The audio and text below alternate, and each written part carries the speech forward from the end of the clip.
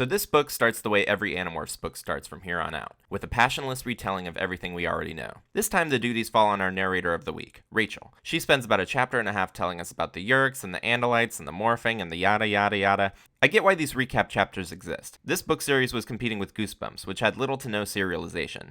Each book needed to stand on its own in case a kid picked it up at a book fair.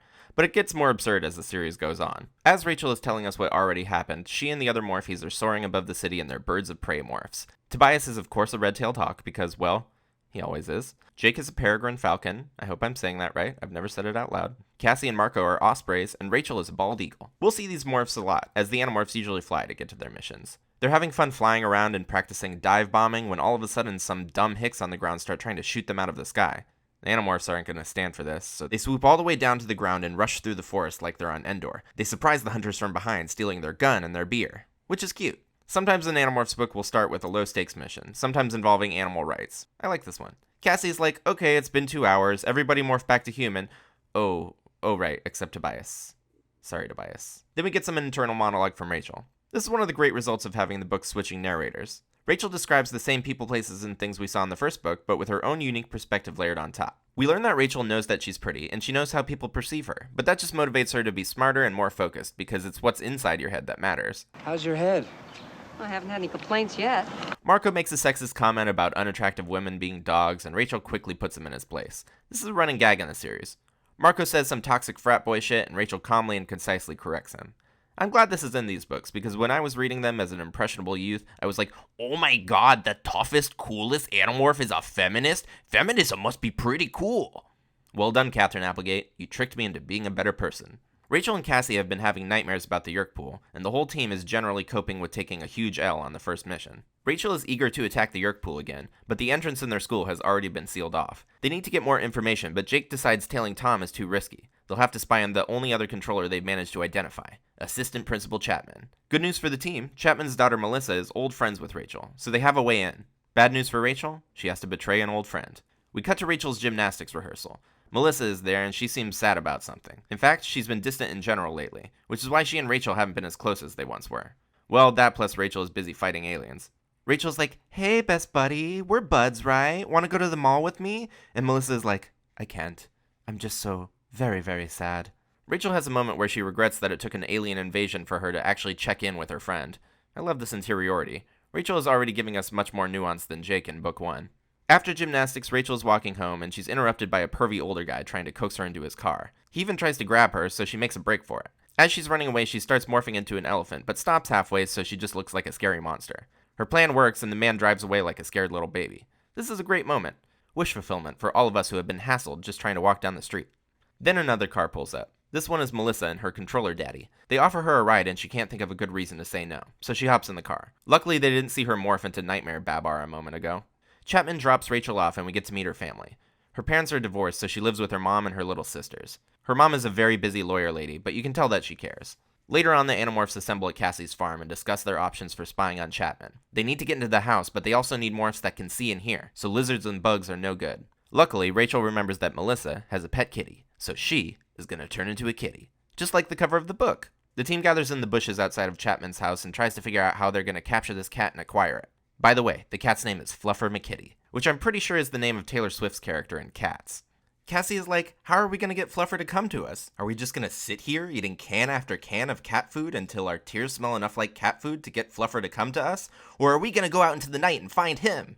Tobias is up in the sky and he spots Fluffer in the neighbor's yard, so Rachel and Cassie sneak over there to try and trap him in a crate. But once they get there, Fluffer just scratches Rachel and runs up into a tree. Rachel is super annoyed. She's like, why is this so hard? We're not even at the spying on the aliens part yet. Desperate, she asks Tobias to catch a mouse so that she can morph into it and become live bait for the cat. Tobias brings back what appears to be a baby mouse, but is actually a full-grown shrew.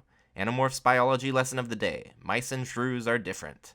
Marco is like, how are we even going to know when Rachel turns into a shrew? She already is one. Which is very fucked up and sexist, Marco. Why would you say that? But also, it's a pretty solid burn. Rachel morphs into the shrew, and Cassie is like, by the way, this is a terrible plan. That cat is 100% gonna kill you. But here we go. Like all small prey animals, the shrew is extremely jumpy and nervous. Rachel gives in to the instincts and runs off into the grass. She gets away for a while, but Tobias is too quick for her. He swoops down and catches her in his talon. He gives her a mid-air therapy session. Rachel remembers she's human, and they're ready to get back to work. The plan to get Fluffer out of the tree works flawlessly, apart from Marco getting scratched up by the kitty and being a baby about it. Rachel morphs back to human and acquires Fluffer, but after all this hubbub, she's too sleepy to spy on Chapman, so they call it a night. Cut to early next morning. Rachel wakes up from a stress nightmare about eating maggots and runs to barf in the toilet. Her little sister Jordan is like, you good, sis? Rachel really loves her family and regrets that she can't tell Jordan what's actually going on. But this is the life of an Animorph. Constant paranoia, even in your own home. You cannot trust anybody, ever.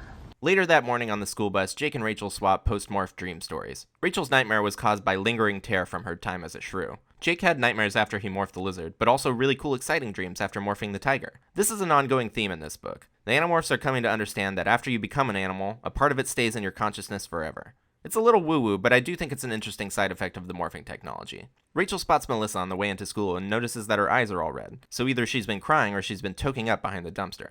But it's probably the crying thing. That makes more sense. So Rachel tries to check in with Melissa, and even though she's still pretty distant, she does mention that her mother and father have changed, and she feels abandoned by Rachel as a friend. I like this because right away we're seeing how the invasion is affecting everyday people who don't even realize what's going on. That night, the gang gathers on Chapman Street once more, but this time it's for reals. Rachel morphs into the kitty and takes a few pages to get used to her new feline instincts, which as we all know are equal parts apathy, malice, and hunger for mice. She finally gets inside and sees Chapman sitting motionless in the living room, and Mrs. Chapman chopping vegetables like a robot. Rachel thinks to herself, something is not right with either of these Chapmans, and that's a pretty weird thing to think considering you already know that Chapman is a controller. That's the whole reason you're here! Rachel hears Melissa doing math upstairs, but decides to follow Chapman down to the basement. Down in the basement, Chapman walks into a little closet, and inside the closet, he presses a secret button that opens a secret alien door. Wait a minute! This exact same thing happened in the last book with Jake. Why does Chapman love secret doors so much? Inside the secret alien door is a secret alien office. Chapman FaceTimes Visser 3, and Visser 3 leaves him on hold for a couple minutes, which is great. Total power move. Chapman reveals that his Yeerk name is Innis226, and he gets chewed out by the Visser for not yet having captured the Andalite bandits, which is what the Visser calls the Animorphs since he doesn't realize they're human. Then Visser 3 is like, hey, what's that fuzzy little animal over there? And Chapman is like, it's a cat. Humans use them to make memes and depressingly successful Broadway shows. And Visser 3 is like, hey, remember 4 seconds ago when we were talking about the Andalite bandits? Do you think that maybe this could be one of them in a morph because morphing is kind of their whole deal? Let's just kill it. And Chapman says, well, I can't really kill a cat. Humans like cats. Some of them really like cats. After having a pretend hologram fight with Cat Rachel, Visser 3 is like, alright, cats are pretty cool. Let's not murder it. But if you don't catch those Andalite bandits, Chapman, I'm gonna murder you. I've even got a morph picked out to do it. It's this purple alien monster that apparently evolved to suck Yeerks out of people's brains, which seems like a very specific diet. But yeah, it's pretty scary. Chapman goes back upstairs and Mrs. Chapman is like, hey honey, how was the office? Is your boss gonna murder us? And Chapman says, yeah, probably. Then Melissa comes down and is like, hey parents, can you help me with my math homework? But they're too busy being aliens, so she just goes back up to her room and cries. Rachel runs upstairs and does what cats do best, sit on a depressed girl's lap while she cries alone in her room. Melissa starts talking to the cat and she asks why her parents don't love her anymore. It's pretty heartbreaking. Rachel comes outside and meets the rest of the team. This incident with Melissa has Rachel all fired up to defeat the Yeerks. Seeing the residual effects of the Yeerk invasion firsthand has made the fight personal for her. And I'm like, it wasn't personal when they infested your cousin Tom? Okay, whatever. After school the next day, the gang flies to a church tower for a meeting. Before they get down to business, Marco suggests they coordinate their morphing outfits better. Jake says, like the Fantastic Four? And Marco replies, no, more like the X-Men. We don't need to match exactly. I love this kind of stuff. Animorphs was doing the whole meta superhero thing way before every single TV show was a meta superhero thing. Rachel's like, okay, shut up, boys. We gotta find the Kandrona and destroy it. The Kandrona is a machine that mimics the sun of the Yeerk homeworld and beams Kandrona rays to the Yeerk pools for the Yeerks to feast on. So if they can find and destroy it, the invasion will face a huge setback. And Rachel decides that she's gonna find the Kandrona by morphing into a cat and going to Chapman's house. Again. Oh, I'm so sick of hanging out in this dude's yard! They go back to the Chapman's house. This time it's all dark and stormy. Also, Jake isn't there because he's grounded, which seems kind of irrelevant because Rachel and Tobias are doing all the work, but sure. Rachel gets inside and Chapman heads downstairs for his nightly gossip session with Visser 3. Rachel stealthily follows him down into the basement and into the secret alien office, but she's suddenly greeted by Jake, who has been hiding on her fur in his new flea morph. Fleas are pretty useful for the Animorphs. They're great at getting into places undetected, but their limited vision and hearing makes them less than ideal for some missions. Rachel realizes Cassie had planted Jake on her body when they were prepping for the mission. Jake wanted to be there because Tobias could tell Rachel wasn't telling him everything that happened on her last visit. Which is true. She did purposefully leave out the part where Visser 3 said, hey, kill that cat. Once Rachel gets used to how gross it is that Jake has a flea on her body, they resume their stakeout under the desk. Visser 3 gets on the line and he's like, "Where are those damn Andalite bandits? I want to kill them so bad." But the plan actually kind of works because Visser 3 drops some clues about the Kandrona. Until it doesn't work at all because Chapman accidentally kicks Rachel under the desk and Rachel blows her cover with an angry meow. Visser 3 says, "Bring me that kitty, I'm gonna torture it to death." Rachel scratches the shit out of Chapman, but he still manages to capture her. So Visser 3 is like, "Good job. And by the way, bring me Melissa. It's time we infest her too. Bye." Mrs. Chapman brings in the kitty crate to take Rachel away, but then suddenly Chapman starts resisting his Yurk. This is similar to the moment in Book 1 with Tom when he tried to regain control and warn Jake, but in this case it's much more extreme. Chapman, the real Chapman, is managing to stop Ennis 226 from controlling his body for moments at a time, regaining control of his limbs and stopping the Yurk from completing simple tasks. Mrs. Chapman calls this host rebellion and marvels at it as though it's a pretty rare thing. And I think it is. Realistically, if the hosts were able to do this frequently, the invasion probably would have been exposed already. I think we're just meant to believe that the Chapmans love Melissa so much that they're able to resist the Yurks at a superhuman level, which Miss Chapman then demonstrates by slapping herself in the face. Anything for her daughter. This is clearly a losing battle. The Yurks are quickly able to wrest control back from their hosts. The real Mr. and Mrs. Chapman have mentally exhausted themselves and won't be able to fight back at all for a while. But Ennis 226 is sick of dealing with a resistant host. This is why Ennis 226, not Chapman himself, opposes infesting Melissa. It's just going to make his human more angry and difficult to pilot, which is an unexpected but believable goal for this space slug. I like that right away we're seeing complexities in the desires of our antagonists. Melissa runs down and is like, Daddy, where are you taking my kitty in the middle of the night?" And Rachel is out of options, so she thought speaks to Tobias. "We need the real Fluffer!" Tobias spooks Fluffer and the cat runs back to his loving family. And then suddenly they're staring at two Fluffers, unsure of which one is the real one. Melissa's like, "Wait, what the fuck?" And Chapman says, yeah, this one in the cage isn't Fluffer. It's just some random cat that wandered into the basement. Gonna go take her to the shelter now. Have fun crying alone outside in the dark." So Chapman drives away, and as they sit in the back seat writing to Rachel's certain death, Rachel tries to convince Jake to jump off her body and save himself before he gets stuck as a flea forever, but Jake refuses to leave his cousin behind. See, this is a really bad situation. Rachel can't fight back if she's a cat, but the Animorphs can't change from one animal to another. They have to revert to their human form first. And Rachel can't do this without revealing that she isn't an Andalite. Once Visser 3 realizes the Andalite bandits are actually local kids, it won't take him long at all to find and eliminate all of them. On top of that, Rachel is approaching her 2-hour morph limit, so there's a chance she could get stuck as an animal just like Tobias. One could even say until somebody opens that kennel, she both is and is not trapped as a cat. Chapman pulls up to the construction site from Book 1 and pulls Rachel out of the back. Jake obeys Rachel's wishes and hops away to demorph safely. Visser 3 flies down in his blade ship, and at this point Rachel is just hoping for a last-second call from the governor. She's toast. Visser 3 clomps out of his ship. He tries his best to intimidate Rachel, but she taps into the aforementioned cat superpower of apathy and just gives him a little sniff through the bars of the cage. Rachel is fully ready to die to keep the rest of the team's secret identities intact. Visser 3 is like, "Where's the girl? I was promised a mopey teenager to infest." And Chapman is like, "I couldn't bring her. My host resisted," which Visser 3 doesn't think is a great excuse. Then Chapman, the real Chapman, not the Yurk, requests an opportunity to talk to the Visser directly. So Ennis 226 relinquishes control, and Chapman pleads his case.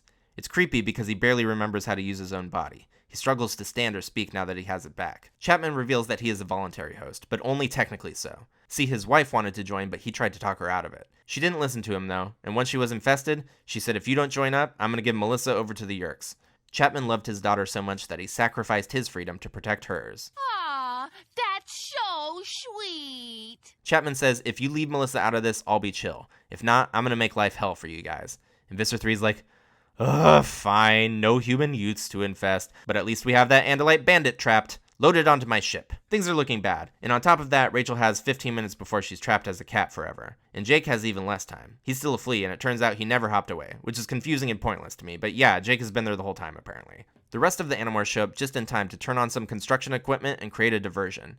Jake hops away and morphs back into a boy, right there in the corner, but he's so small that nobody notices until he turns into a tiger. Rachel focuses super hard and is able to morph just her hand and open the cage from the inside. Tiger Jake is sinking his claws into Visser 3, so Cat Rachel is able to flee the battle. After dodging some Hork-Bajir claws and Dracon beams, she's able to find a little basement to morph back to human. But before she can, the Visser rips off the ceiling. He's morphed into a huge rock monster. No, rock monster. In spite of her kitty parkour, Rachel is unable to evade Visser 3, but fortunately Tobias swoops in, grabs her with his talons, and flies her away.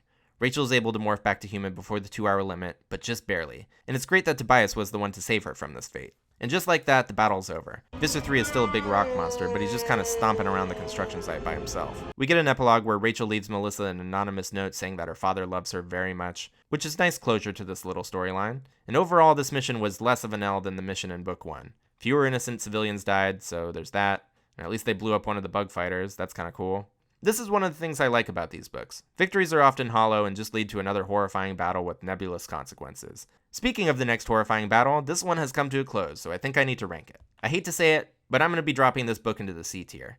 I tend to enjoy the lower stakes Animorphs adventures, especially when they involve interpersonal relationships, but the pacing of this book really dragged it down for me. I don't understand why they kept leaving the Chapman's house and coming back. Seems like all of these events could have taken place in one night, and that would have really increased the tension in my opinion. That, plus Jake has the flea twist and the rush final battle, it just felt like the pacing was off the whole time. That having been said, I liked it for what it was, I give it a C. So that's all I have to say about this book. I'm having fun making these videos, but they take a really long time, so please keep liking and commenting so I know that you're enjoying them. See you next time for Book 3, The Encounter!